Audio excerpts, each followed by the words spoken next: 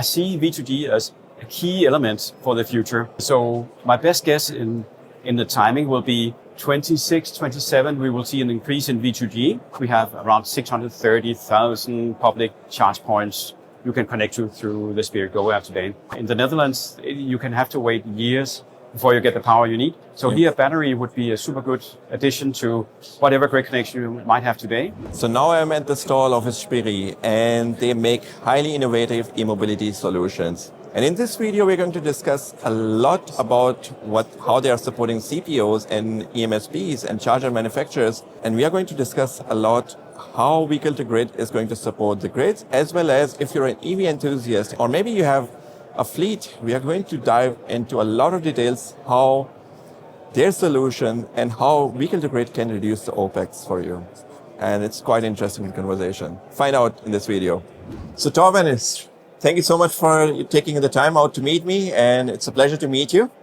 And I'm really excited to understand what is the product that you're offering, what does Spirii do, what is the core mission, and how you're solving the challenges in the e-mobility space. That's a deep question, and thanks for joining us and coming over and visiting us here. It's a pleasure to see you and also to dive a little bit deeper into your questions. My name is Torben. I'm CIO in Spirii. I'm for innovation, so I'm leading our innovation effort in Spirii, and I'm one of the two co-founders in Spirii. We founded Spirii back in 2019, many years ago from now. So we have been on the market, you could say, for 6 years. But the truth is actually that the majority of people working in Spirii have been in the e-mobility space for much more than 6 years. So even though some might consider us a young company, we are actually old when it comes to competences within e-mobility, having been here for ages. Myself, I've been here for more than 15 years. Okay. Then about a year ago, we fell in love and married the French company Edenred.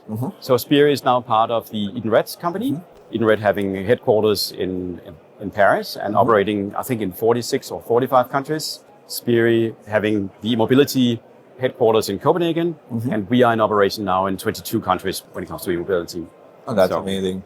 Yeah. So could you explain now about the core vision? What is the mission statement of Spirii? How you are working in the e-mobility sector? The vision is very, very brief, you can say, and very sharp. It's let's see if we can save the planet together. So that's the vision. And we can do that in different ways. And we have started maybe from an easy track, namely to lower the CO2 footprints in the transportation sector, both the light and less light, buses, trucks, vans, and so on. But we also do batteries installation, so we can also help the grid side. And we'd say with the effort that we are doing today, we can help the EV penetration in many different segments. Speaking about segments, we have a little bit of a partner poster here. It's not all the partners we have, but we have more than that. But then we needed a bigger poster. We need to show them all. But if you look into that, you will find segments like the oil coast, like petrol stations, you will find in many different countries. There are also retail industries, supermarket chains, and so on. The housing, both housing associations, but also the developers of buildings, malls, and so on. We don't cater directly with B2C customers. We do that through our CPOs. So CPOs, that is a core entity of the partnerships that we make. Charge point owners or charge point operators, could be both.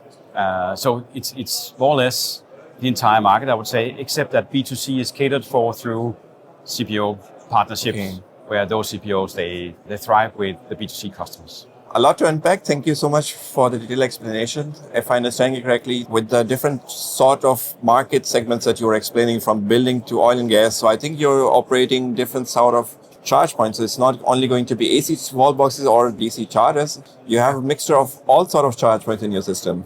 Yes, that is correct. We have a lot of AC chargers. We have more AC chargers than we have DC chargers. So when it comes to AC chargers, it's both workplace chargers, it's public chargers, it's depot chargers for AC. So it's all sorts of chargers.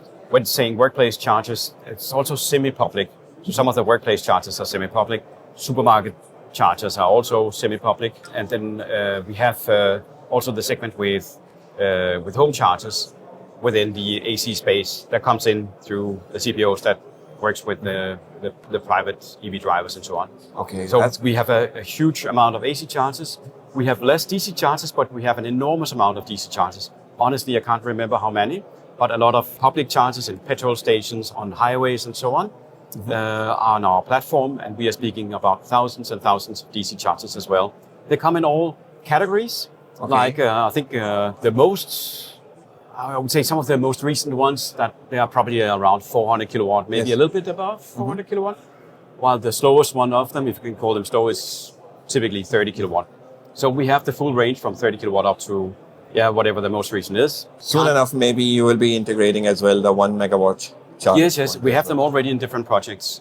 Oh, that's amazing. And as you can see on the exhibition here, this is something you can order today from some of the usual DC providers. So that is really cool and is really useful, especially for public charging of heavy transportation, where you need trucks and buses to stay only short time in the charging facility and then on the road again, making space for the next one.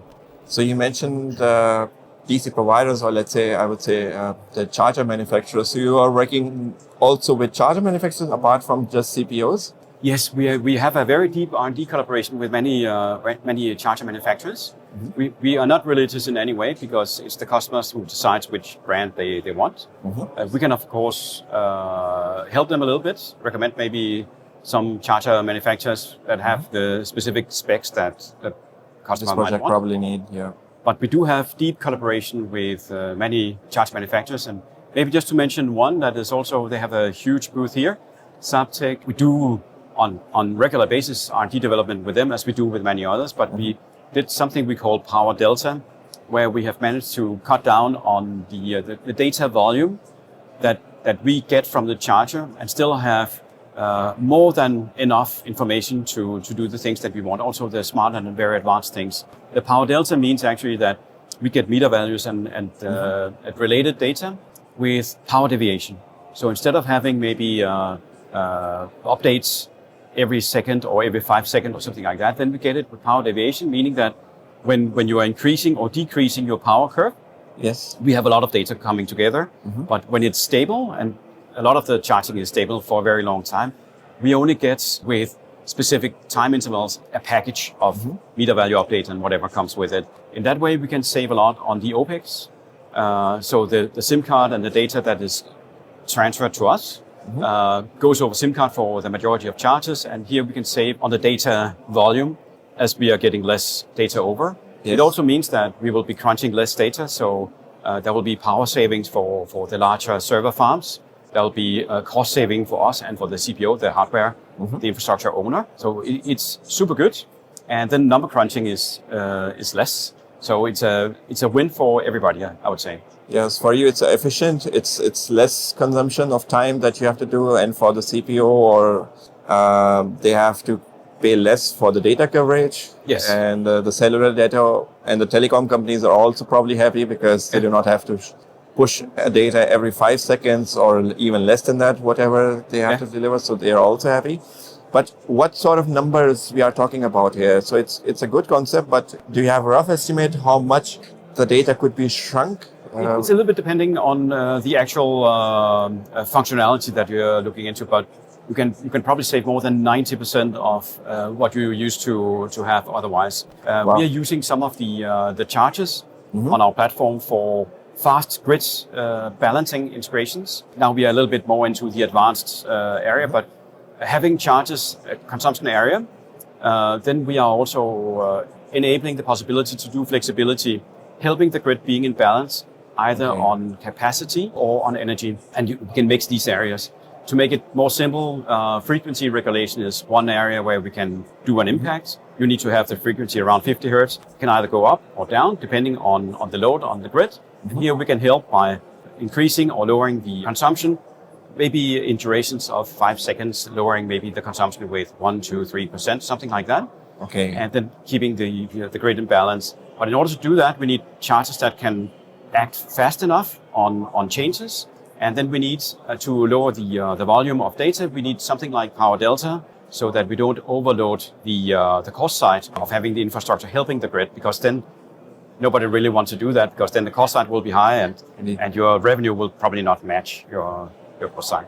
But this is a double win, I would say. Lowering the cost and increasing the possibility of acting on the grid side, helping actually the society of having the grid in balance, and also in not, you can say, over-investing in not so important reinforcing the grid, as long as it's not so much needed. We have to reinforce the grid nevertheless, but maybe not with the same speed as otherwise if we can do things in a smart way. And maybe for the person who's operating the charger as well, he will also be happy because you're also doing load management next to it. Yeah. So he can avoid paying for the peaks. And, yes. And you could say, maybe on a high level, if you think about a fleet manager, for instance, either having buses or trucks or vans or cars as a fleet, what do you really want to do? You definitely want to optimize your TCO, and that can be done in many ways. You definitely want to lower your OPEX.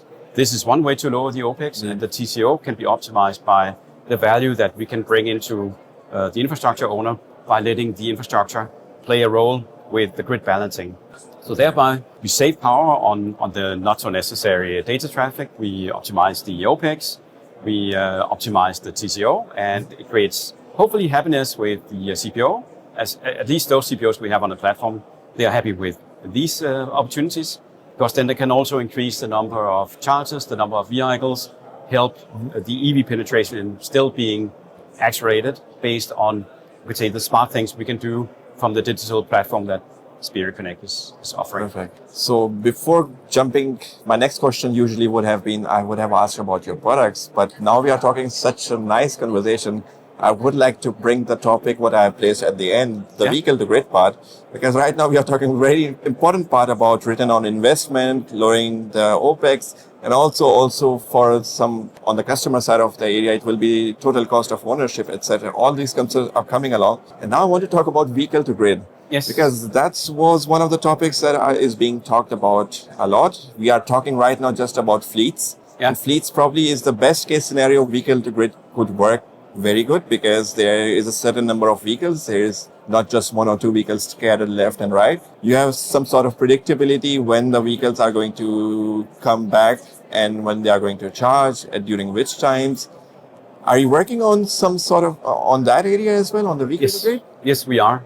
Today, what I mentioned before on the flexibility side is what I would call V2G. So it's one directional. We can change the charging speed.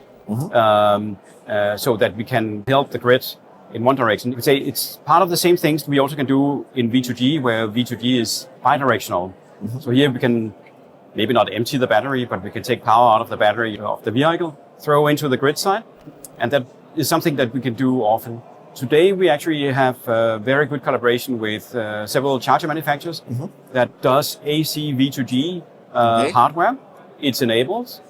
Some of the chargers that we have installed in many different places, they only require a firmware upgrade to be V2G more than enabled. I mean, we can use them for V2G today.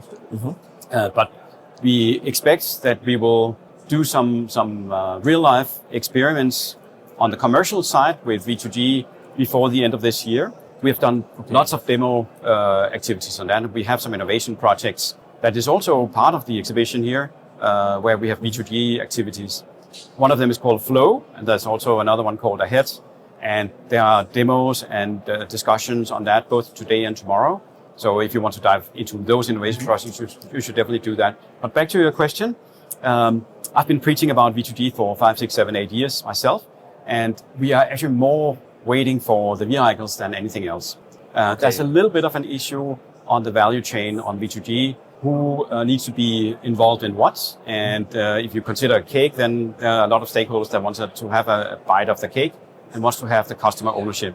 So regulations and the value chain needs to be sorted out a little bit before I see it scale to large volume operations of V2G. I see V2G as a key element for the future, for the buffer of power when things are going maybe not so well, blackout and brownout. Recently we had one. Yeah, exactly. So my best guess in the timing will be 26, 27, we will see an increase in V2G. It is possible today to do V2G. Of course, there are some gray zones, and those gray zones will be sorted out. We can definitely do V2G nevertheless. But in a few years, it will be more like daily life, I would say. That is at least my expectation. If you look a little bit back in time, then you could say the Nissan is maybe the only production car that is available for full V2G. I know there are many other brands driving out there that just need to be software switched to be enabled as well, but you can do V2G on the Chademo platform with Nissan, and it has been proven over the last many years. So it's a fairly limited volume that we can do V2G with, and it doesn't really support the European standards. So here we need the European standards and the vehicles that we want to do V2G with in Europe, at least, to follow the standards. So that's one thing, and that will make it much more scalable. There are some projects going on around in Europe. There's one in Utrecht in the Netherlands, where they're using the new Renault 5 for V2G experiments and so on. So there are things bubbling around. We have some in innovation activities, some in Utrecht, and something is going on in many different countries. Wow. But it's not on commercial operational level yet, I would say. Yeah, it requires time, as you mentioned. It requires some regulation. It requires still some standardization. And also the manufacturers needs to be ready. Probably they require a couple of more years before every vehicle that they are going to roll out is going to be vehicle to grid compliant. Yeah. But from your side, you're already working on it, and that's quite amazing, because that's what your customers group would be probably expecting and also requiring, because that will also improve or reduce their OPEX and probably allow them to earn money and avoid the peaks as well when their factory machines are running, but the employees are in the factory right now and they are just charging the car. Maybe discharge the car and you know that they are going to leave the office around 16 or something at 4 p.m. And just before that time, the cars are being charged. So I think maybe also now there's a lot of talk these days on power, safety, security for power and so on. So on the political side, maybe you can say V2G could help us, because you're tapping into an enormous pool of power from all the vehicles around. And in case of prices, maybe we can tap into the available volume of power in the batteries around and use that as a safety backup. Perfect. Thank you so much. We deviated quite a lot away from the topic, but it was really, really insightful, I have to say. Thank you so much for being so transparent. Now I would like to go back to Spirii. Their charging management platform, is it an app that you provide? How is it working? And what flexibility it allows to EMSPs or CPOs? How does it work? Yeah, it's Spirii is in the core of Spirii is the platform. So it's a digital platform that can do tons of different services that is required within the eMobility space, both the advanced ones we talked about just before, but also the less advanced one with payment and various both, I call it first level and second level services. That is the help that you can get. So the platform caters for the customers and hold the hand of the customer all the way through. If something goes wrong, the customer always have a contact point that takes them serious and help them with solving whatever issue they have. One of the key elements on the platform is to have high uptime and automated operations of as many processes as possible. We call it operational excellence. That is something that goes through the company in all the different departments, because it's not only operations, it's also the finance, it's marketing, it's the monitoring of the network, it's the development in the different segments we have and so on. So we try to cater for the customer as good as we can on the platform. So the platform is one thing. Then we have another thing, and that is the hardware. We don't produce our own hardware. As briefly mentioned before, we are working together with many different hardware suppliers, but some of our customers, they require us to deliver the hardware installed on their locations, and therefore we also provide turnkey installation. We do that around in Europe, also in Latin America. So we have a lot of activities going on, but it's not our core service. The core service is still the platform. But you could say for the turnkey customers, they get both the hardware, the installation, and the platform services, so they get everything. But we also have a lot of CPOs that comes on board. They have their own hardware. They have their own sourcing of the hardware, and they just need the platform with the services. So that's the two worlds we have. Sorry, I didn't want to interrupt. That's but on the platform services, you mentioned the word monitoring. So a person can see a history of charging session, how many charge points right now are live. Probably might be, hopefully not, but offline. So they could visually see everything around the charge sets. And also charging graphs and so on. We do, as you mentioned the app. We can see an app here. We make our own app. It's called Spirii Go and is fully available on the usual repositories like Android and iOS. So you can download it for free and you can use it. And I think currently when we're speaking about EMSP, we have roaming wise, I think we have around 630,000 public charge points you can connect to through the Spirii Go app today. You can also have the app in a white label version. So, and we make a lot of those for different companies that wants to brand themselves through a roaming app or an eMobility app. They can have our app, and then we transfer it into the colors and the fonts that the company wants to have with their logo and all these things. But behind it is actually the Spirii Go app. Okay. So we have apps, and we have the platform where you have a world of different things you can enter into, like what you mentioned, monitoring of the charges. That's one thing, but there are other things you also can look into. You can have your maybe payment as well. Yeah, you could change the payment. Maybe, I'm not sure, I've seen it, but in US there is also right now being used dynamic pricing models. Yes. So this, in Europe I've only seen right now, in Germany, I would not say Europe, but in Germany I've only seen mostly fixed pricing. So, yeah. but I think dynamic pricing will be also coming sooner or later because it allows the CPO to become mostly attractive. Yeah, I would say we already do dynamic pricing. We call it dynamic pricing, and that is for the customers who want it in the different countries that allows dynamic pricing to happen. Here we can change the pricing in principle at any time, but usually we change it once per hour. That's at least according to the agreement with the CPO, what they want to have. And that price consists of the full tariff, elements, markup, whatever the CPO wants. And on top of that, you get the spot pricing. So the spot pricing is very dynamic. Wow. And that's why it's important to have that as part of the dynamic pricing. Because then you can say, you as a customer, if you want to charge, you can see what is the price right now, what is the price for the rest of the day, and you can choose the hours you want to charge based on the dynamic pricing. On a lot of the partners we have that might, for instance, have petrol stations or might have malls and all that, where there's a pylon saying what the price is, then you can have the price to change there with the same frequency, like you have a price now, and then the next hour you have another price.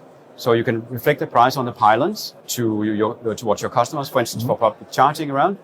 And here we are working together with special pylon manufacturers so that we can, you could say, integrate maybe your pylon with Spirii Connect, and then you can have dynamic pricing and reflection of that up and running right out of the box. Thank you so much. Now I will be just and coming towards the end of my interview, but considering that you have so much background, I just want to finish on a question like, what do you see the future of eMobility? What are the challenges right now that needs to be resolved so that it can really take off? Yeah, you're touching what I would call the third wave, but that's a longer story. So I don't want to burden you too much with what we see as the third wave here. Maybe just a little bit. The first wave was the hardware. You need to choose the right hardware in order to be on the market and have success there. Then came the second wave, and the second wave was the digitalization with what you could do with a standardized charger. And the third wave is all the opportunities that is being unlocked with the two first waves. And if you look into the grid side, for instance, what comes there.